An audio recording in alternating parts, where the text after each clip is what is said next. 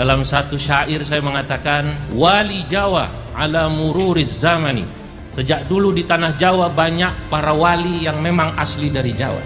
Wali Songo kadza kiramul yamani. Begitu juga wali Songo dan masyayikh-masyayikh, ulama-ulama, para habaib yang mulia-mulia yang datang dari Yaman. Begitu juga wali Songo, begitu juga wali Songo dan masyayikh-masyayikh, ulama-ulama, para habaib yang mulia-mulia yang datang dari Yaman. Yang memasukkan wali Songo ke dalam struktur galur nasab Ba'alawi itu bukan ahli nasab, tapi ahli sejarah. Beliau tidak pernah menuliskan nasab wali Songo hingga ke bawah sini. Beliau menghentikan menuliskan nasab hingga ke Abdul Malik. Abdul Malik. Abdul Malik itu Azmat Khan. Azmat Khan. Generasi ke-18 dari Rasulullah. Oke. Yang ini tidak pernah tulis. Tapi siapa yang Said Abdul Malik dan wali Songo? Iya. Jadi para ahli sejarah bukan an-nasabah. Jadi para ahli sejarah bukan an-nasabah, bukan an-nasabah. Siapa ahli sejarah yang dimaksud? Van den Berg, sanadnya dari Tompir. Siapa Van den Berg itu? Belanda. Yang Jawa, yang dari Yaman, semua ini adalah keberkahan bagi tanah Jawa.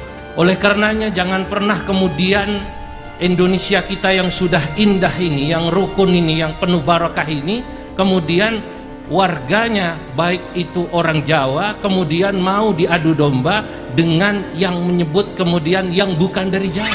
Nah, saya tanya, berapa banyak oknum-oknum yang Anda cintai, yang Anda anggap sebagai dzurriyyah Nabi, buka saja medianya, yang justru bukan hanya provokasi, sudah terang-terangan menghina ulama-ulama Nusantara, dibabi-babikan, dianjing-anjingkan, bahkan diceleng-celengkan gitu kan. Begitulah ulama-ulama yang sogokan tuh. Anjing, babi, kenapa kau jual ayat-ayat Allah dengan harga yang murah? Anjing, babi, kenapa kau pakai sorban tapi engkau berdiri di pintu-pintu pejabat? Dikasih sedikit ngelompat dia, wah dia merasa hebat. Kasih sekali melihat, wah sudah anjing piaraan tuh. Nah, yang pertama kali suka mengadu ulama habaib siapa? Ya mereka sendiri. Bahkan sampai ada tuh Habib Bocil itu siapa? Ceramah tuh. Kalau ada kiai yang menikahi Syarifah, kata kiai tai. Menabi kiai sebenarnya Nabi di Syarifah. Saya bunyi kiai Asmana. Tetapi Asmana tai. Kalau memang sikap kita benar-benar menjaga marwah, ya jaga semuanya. Jangan beranggapan kita yang membela ulama kita kemudian kita dianggap provokatif, sementara mereka orang-orang imigran dengan seenaknya menginjak-injak orang kita, kamu diam saja, gak malu, gak punya harga diri.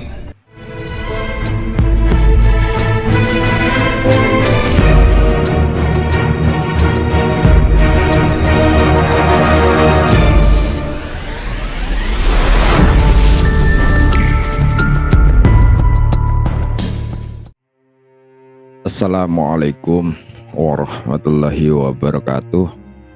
Alhamdulillah ketemu lagi di Maret 27 YouTube channel. Semoga kita semua selalu dalam lindungan Allah Subhanahu wa Ta'ala, senantiasa mendapatkan limpahan rahmat, taufik dan hidayahnya, dimudahkan segala urusan kita baik di dunia maupun di akhirat. Amin Allahumma amin. Belakangan ini kita cukup dikejutkan ya dengan manuver-manuver yang dilakukan oleh orang-orang pengurus besar Nahdlatul Ulama dalam menyikapi polemik nasab kaum Ba'alawi atau nasab kaum Habib keturunan Ubaidillah yang hingga kini masih tidak bisa membuktikan bahwa mereka adalah keturunan Kanjeng Nabi Muhammad Rasulullah Shallallahu Alaihi Wasallam. Tentu saja kita hanya bisa meraba-raba atau menebak, mereka ya, apa yang melatar belakangi semua ini sehingga orang-orang PBNU sangat gencar berbicara membela kaum Ba'alawi. Hal ini sangat jarang terjadi selama perdebatan nasab yang berlangsung selama setahun belakangan ini. Entah karena memang mereka diminta oleh para tokoh Ba'alawi atau memang sengaja mengalihkan isu yang sedang mereka hadapi, ya, ini meredam isu pemecatan Ketua PWNU Jawa Timur Kiai Haji Marzuki Mustamar. Ini tidak bisa dipungkiri pembelaan mereka terhadap kaum Ba'alawi tiba-tiba sangat gencar, dan itu mereka lakukan di saat banyak tokoh NU kultural yang tidak terima dengan keputusan PBNU memberhentikan Kiai Haji Marzuki Mustamar.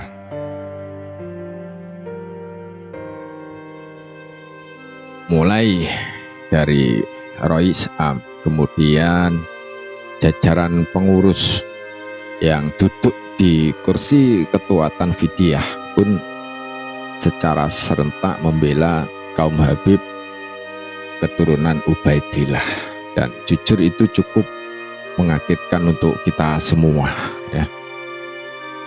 Tapi biarlah apapun motif mereka, yang jelas kita akan selalu konsisten memperjuangkan pelurusan nasab dan sejarah, memperjuangkan kesetaraan sosial dalam kehidupan berbangsa dan beragama, dan menghancurkan kasta-kasta yang selama ini dibangun kokoh oleh para keturunan Ubaidillah.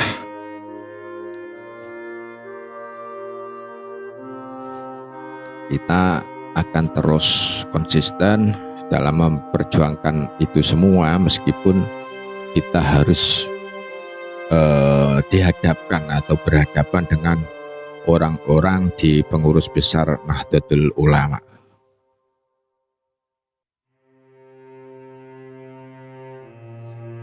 Kita sudah bisa membaca bahwa sepertinya memang ada pergerakan dari PBNU ini untuk menghadang perjuangan kita yang membela Prah Wali Songo, ya.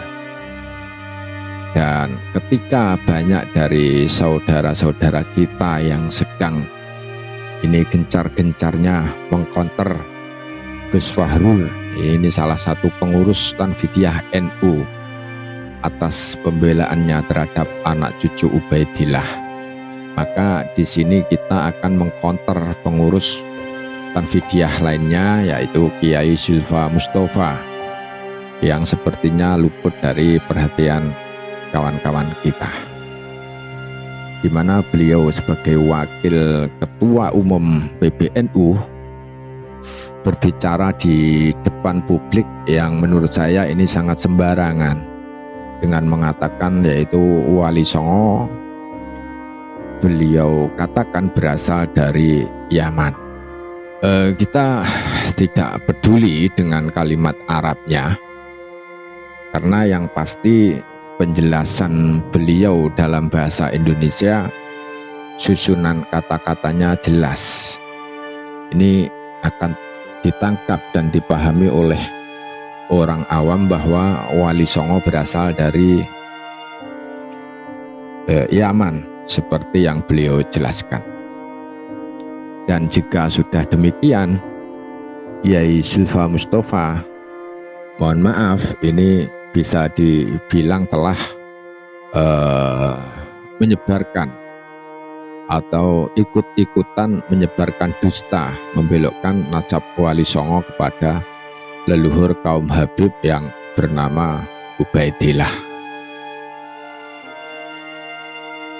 Padahal sudah lama para pejuang pelurusan nasab Dan sejarah ini telah membongkar semuanya bahwa nasab yang tersambung kepada Ubaidillah ini adalah hasil rekayasa, yaitu hasil rekayasa atau pembelokan sejarah yang dilakukan kaum Habib pada masa penjajah Belanda. Dan itu bisa dikonfirmasi kepada para dzuriyah Wali Songo yang masih menyimpan manuskrip leluhurnya, di mana datuk mereka nasabnya bukanlah keturunan dari leluhur kaum Habib yang bernama Ubaidillah. Sangat miris seorang yang bergelar ulama ternyata menutup mata akan hal itu semua, dan yang lebih menyedihkan itu beliau lakukan demi membela anak cucu Ubaidillah, kaum yang lebih banyak melakukan kejahatan di atas bumi Nusantara, yang selalu koar-koar menuduh kita ini adalah pengadu domba tanpa mau melihat dari sudut pandang kita yang sudah katakanlah sangat muak dengan kelakuan rasis mereka terhadap orang-orang bangsa kita.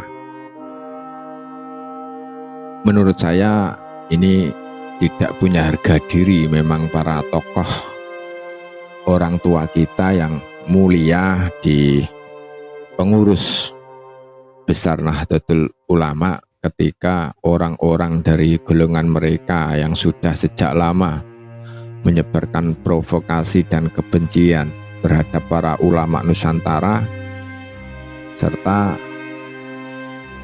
menyebarkan paham rasisnya yang sangat merendahkan martabat bangsa kita, sedangkan para pengurus PBNU hanya diam 1000 bahasa, sedikit pun mereka tidak berani menegurnya, apalagi menganggap mereka sebagai pengadu domba antara habaib dengan ulama.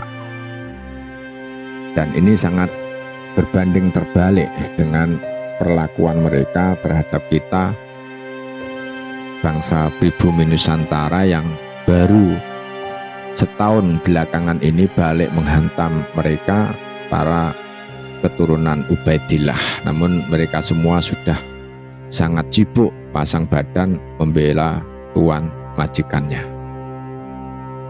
Padahal jika PBNU mau berpikir secara netral dan tidak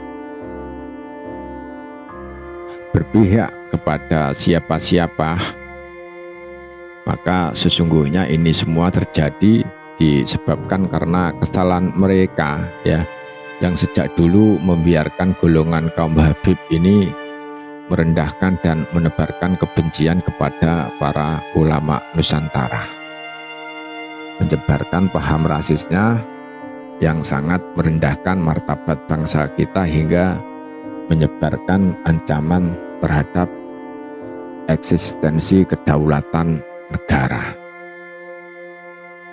Konflik yang sedang terjadi jelas karena kesalahan PBNU yang selama ini membiarkan kekurang ajaran golongan mereka para habaib, sehingga kita sebagai pribumi Nusantara sudah benar-benar runtuh pondasi kesabarannya. Dan jika sekarang PBNU justru berdiri di pihak mereka, maka dengan tegas kita berani mengatakan bahwa PBNU telah gagal total ya. PBNU telah gagal total menjadi orang tua yang bijaksana bagi umat Islam bangsa Indonesia. Jika kalian gembar-gembor kita picik karena menyamaratakan semua kaum Habib bersifat kurang ajar, padahal mereka hanya oknum yang tidak mempresentasikan semuanya, maka lihatlah Taufik Asegaf, ketua mereka yang bisa dibilang suaranya mewakili seluruh Habib di Nusantara, pernahkah dia menegur anggotanya yang bersikap kurang ajar terhadap bangsa kita? Sama sekali tidak pernah. Dan justru dia sendiri jejak digitalnya kerap menghinakan para ulama Nusantara dan juga sangat masif menyebarkan paham rasisnya yang sangat merendahkan marwah dan martabat bangsa kita.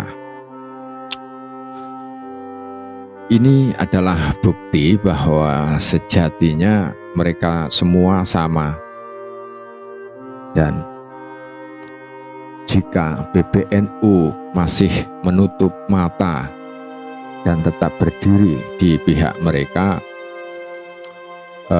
maka jangan salahkan jika